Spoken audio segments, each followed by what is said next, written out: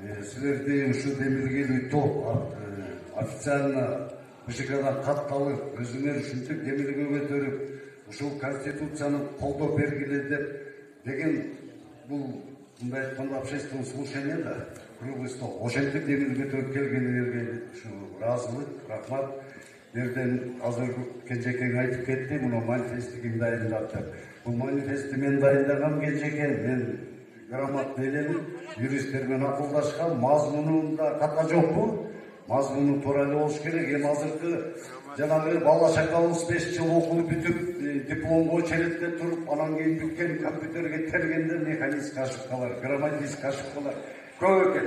Анан айтып атпайбызбы, жана Адыл айтпадыбы? Жаштар иштеш керек, жаштар иштеш керек. Мен айтат элем, жаштар иштесе жакшы болот эле. Жаштарды жолго салыш керек да. Саяткер болбосо күлүк чыкпайт. Японияда мисалы 60 жаштан нары парламентке барат экен. Токтолуп калат, эл үчүн иштеп берет ушу менен. Илгери Советтер Союзунун казанында кайнап чыгып окат кылып ушул куракка жеттик. ЦК политбюродо 60 жаштан 55 жаштан үйдө болчу. ЦКда. Анан кийин анын жагында эске алыш керек. А мен азыр мындай эле бир өзүм оюмда, Конституция биз өткөндө январда президенттик башкаруу формасы деп жалпы эл кабыл алып добуш берди. Мен ошону эмне үчүн өзүм туура көрөм да, азыр Кыргыз элинде. 3 жолу 30 жылдын ичинде революция болду. Биз кайка келдик, эмнеге кептелдик. Кайка келип туруп бир жарга такалып калдык да. Анан эми ушул жерден бир чыгыш издемей жол да бул. Азыр эле бир досум айтып кетти. Мен 93-жылкы Конституцияны колдойт элем, жакшы деп. Ошол 93-жылкы Конституцияны надо принять за основу деп мен көп жолу макалам бар да жазган. Ошол Тегебаевдин Конституциясына каршы чыгып, Атамбаевдин 15-жылкы референдум кылам дегенде Тегебаевга мен барып да айткам. Сен Венецианский комиссия менен эмне үчүн акылдашып, одобрение алып туруп, Кыргыз эли биз Конституция ошолордун одобрениясы менен макулдук менен жашашыбыз керек. Кыргыз эли илгери 10 аксакал бир төбөдө отуруп алып туруп, эл мындай жашайт деп ошентип чечим кабыл алчу. Кыргыз эли курултай системасы менен кабыл албайбы Конституцияны деп.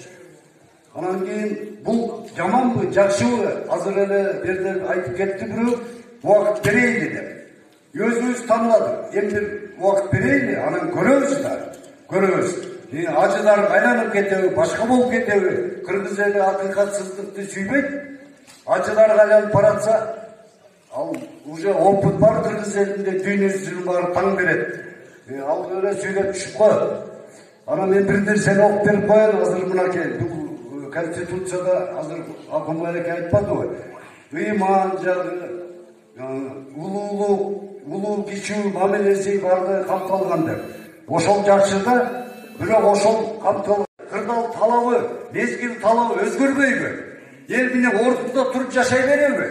Мына Конституциянын ыйык Куранга тетеби деп макаламда бар жазган. Аны үчүн канча зат деген. Анан ансыгандай биз Кыргыз эли бир мына жоопкерчилик алам деп азыр бизде тарых уже тастыкталып калган, бүттүгү тандем менен келет. Бул деген өстөрү келишпесе дагы Кудай Алла Тааланын буйругу менен мынакей Ташиев менен Жапаров тандем болуп калды. Эми мүмкүнчүлүк берейли. Кимиси буга чейин кимиси кандай иштеди, азыр булар кандай иштеп баштап атат, көрүнүп атат. Мына чегара маселесин каты киришип атат. Жүрөгүнүн операция болуп келип туруп уктабай, үйүнө бала чакасына барбай, Баткенге барды. Буну баарын көрүп атпайбызбы? Значит, аракет бар да, бар. Булар жоопкерчилик алды. Бергилечи мүмкүнчүлүк. Биз жооп беребиз элдин алдында деп.